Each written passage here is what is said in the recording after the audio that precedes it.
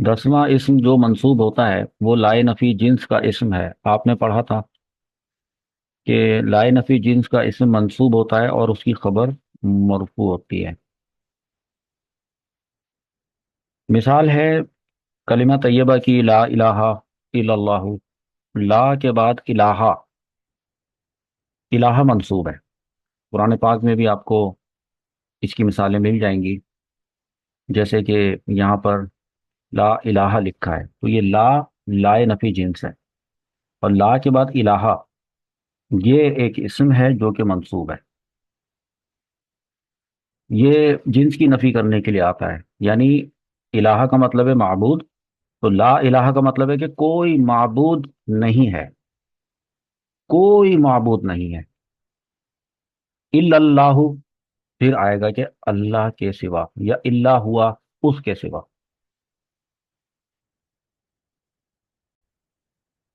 दूसरी मिसाल देखें, ज़ालिकल किताबु ला रैब फीही। ये वो किताब है जिसमें कोई शक नहीं।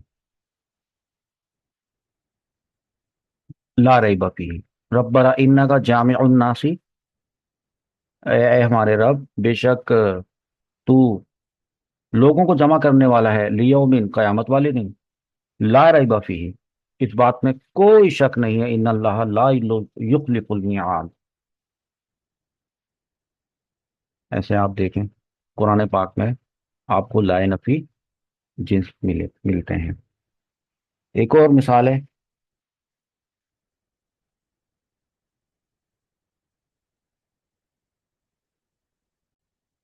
सूरह मोहम्मद की आयत नंबर 11 है, ज़ालिका भी अन्नल्लाह मौला लदीना आमनु व अन्नल काफिरीना ला मौला लहुम। ये इस वजह से कि क्योंकि अल्लाह ताला उन लोगों का मददगार है जो ईमान लाए, और रहे काफिर ला मौला लहुम। एक ये मिसाल आप देखें कि रहे काफिर, उनका तो कोई मददगार है ही नहीं। इस मिसाल को भी आप अपने पास नोट करें और उसमें बताएं कि यहाँ पर ला लाए नफी जिन्स है और मौला उसकी उसका इसम है, मंसूब है। एक और मिसाल देखें,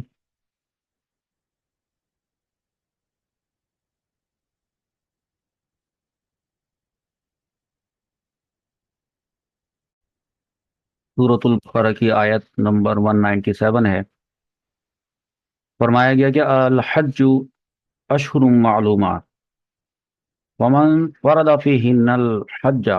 तो इन महीनों में जो हज की नियत करे, फला रफसा वला फुसूका वला जिदाला। अब ये जो तीन लफ्ज आए हैं, रफसा, ये इस लाए नफी जिन्स का इसम है, मंसूब है।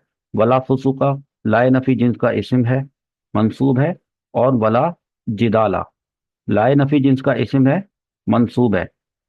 कि तो जो इन महीनों में हज की नियत करे, तो फला रफसा, तो औरतों के सामने सोहबत का जिक्र ना हो।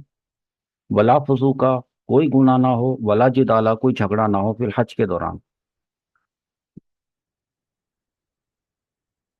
ये कुछ मिसालें जो आपके सामने पेश की हैं, तो आप इसको अपने पास नोट करें। पिछली वीडियोस में जिस तरह से मैं आपको लिख लिख के दिखाता था और उसमें मैं लिखवाता था कि इस मिसाल में रफा सा लाए नफी जिन्स का इस्म है, मंसूब है, इस तरह से आप इसको अपने पास नोट करें। तो इस तरह हमारे 10 मंसूबात मुकम्मल हुए हैं।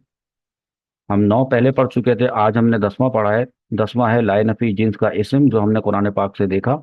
जितनी मिसालें कुरान पाक से देखी, वीडियो को पीछे करके आप एक एक मिसाल को अपने पास लिखें, कुरान पाक की उस आयत का तर्जमा भी लिखें और हाईलाइट करके वहाँ पर बताएं कि ये लफ्ज़ है, ये इसम है जो कि लाए नफी जिन का इसम है और ये हालत नसब में है, मंसूब है।